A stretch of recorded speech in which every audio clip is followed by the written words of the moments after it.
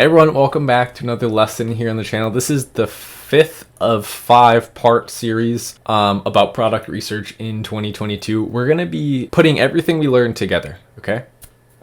Sandwich it all together, apply it, find a product using the methods that we talked about over the last 4 videos. It's as simple as that. We went over the steps, the criteria, the filters, what you should be looking for, what you shouldn't be doing. Now we're going to be doing all of that together today. I'm excited. This is my favorite part. It's what I like the most about Amazon.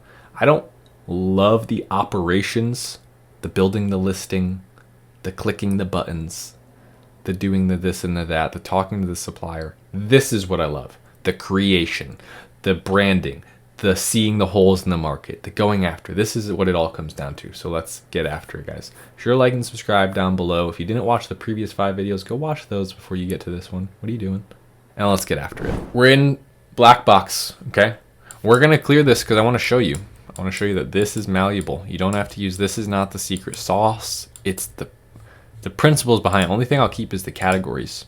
But we can use this tool differently using the same principles that I taught you. And that's what I want to get you to do. I don't like when people just take my criteria and they just use it, and they take my filters, they just use it, and that's it. It's not like the 10 commandments of Amazon FBA. I'm trying to teach you what I actually know and how I think. So I come out with 5 videos a week so I can, over the years, I probably seem crazier and crazier with the more videos I put out. It's also just because in the beginning, you try and put it off like you're some like professionally know everything. Now I'm just like, hey, I'm just like some dude and I do this and it's what I do for a living, and I make jokes and it's all good. So search volume is, I said 600 minimum last time. Let's go 1200. We'll double it. It's okay. It's a small, you're just going to be finding some, like we said 6,600 to 10,000, something like that. Anywhere in there. So I could go really, really specific. 1,200 to 4,500. Okay. That's fine too. Anywhere, like it's a malleable range, and that's why I give you a range and not just one number that you have to use. Come over to monthly revenue. Last time we did 4,000. Let's go 7,000 minimum. And only 14,000 maximum. $7,000 range. We're just looking in there. Price. I think we went 22 in the first video. We went up to like 70 or 65. Let's go 28 to 51. That's it, right? You can make these changes. We did 350 last time. Let's go 500. We'll go broader there, but tighter on everything else. Back out. Categories are the same. Everything else is good. Let's hit search. We're going to get completely new ideas. It's going to be great. So we're going to look through here, and that was step 1, if you remember, of the 5-part series, was setting up those filters. Now we just set up completely new filters, but they were using the same ideas. Once you know what you're looking for, well, we're looking for products with less search volume, so not so competitive. We're looking for monthly revenue where we can keep it in stock. We're looking for a price where the margin could be around 25%. And we're looking for review ratings that are actually probably pretty high because the number of relevant results will be lower. If you're confused as hell right now, go back and watch the other videos. Tall pampas grass for floor base, wine tote bag, front door wreaths. Again, we're staying away from seasonal. We're staying away from all that stuff.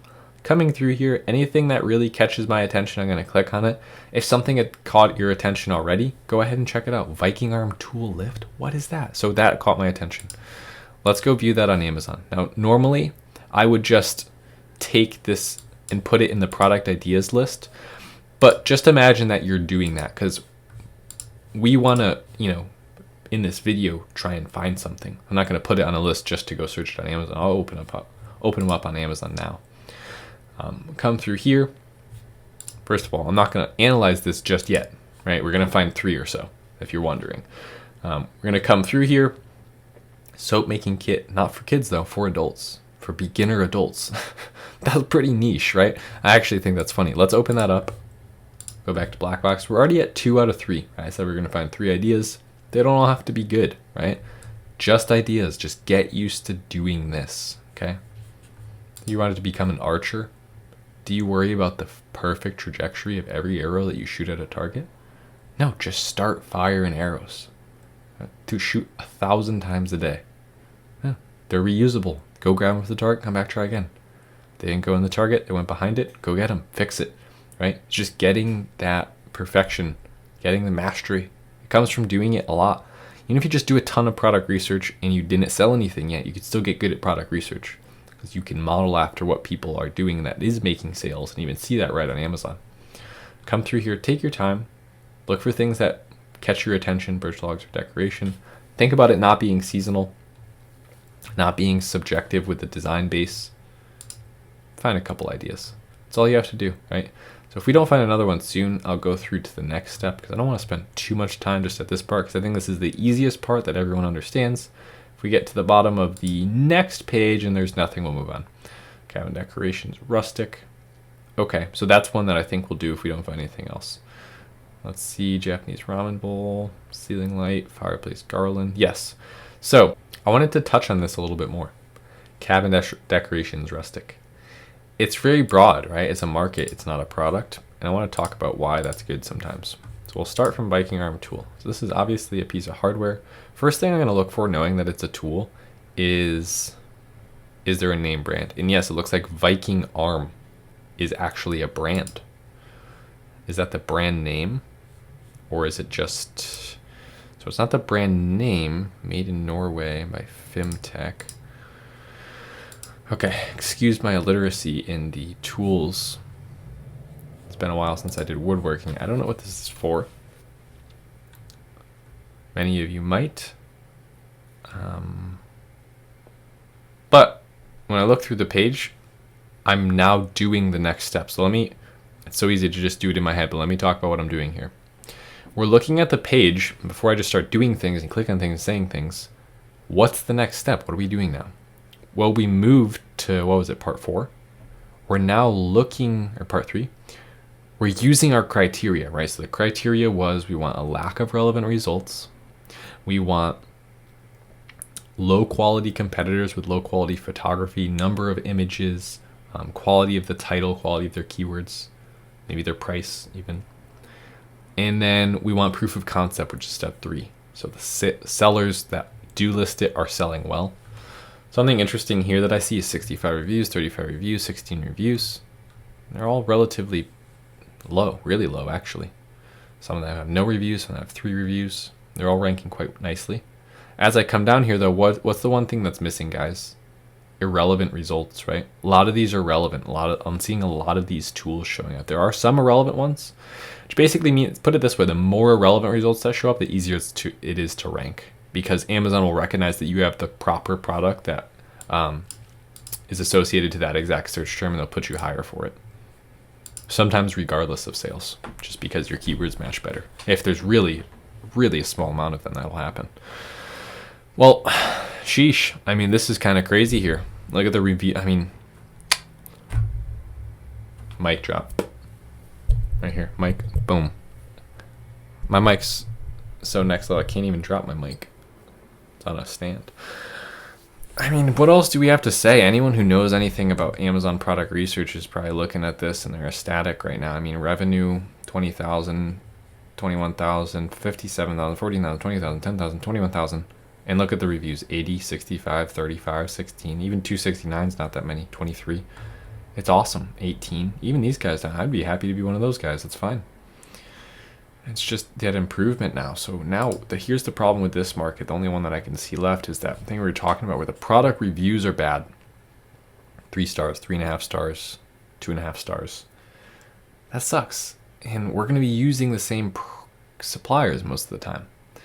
But here's something that I could almost tell right away is a lot of the ones that have poor quality reviews look similar to each other. So that's the same as that, even though they're different sellers, same manufacturer, right?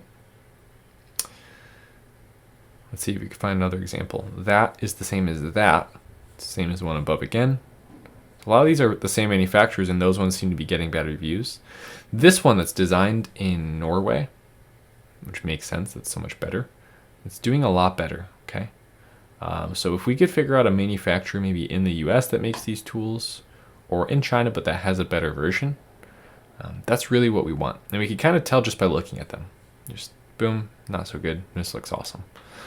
So that's the part where it gets difficult. I know, I wish I had a perfect clear answer for you about how to fix bad products, because a lot of times they'll be in the best markets with the most revenue.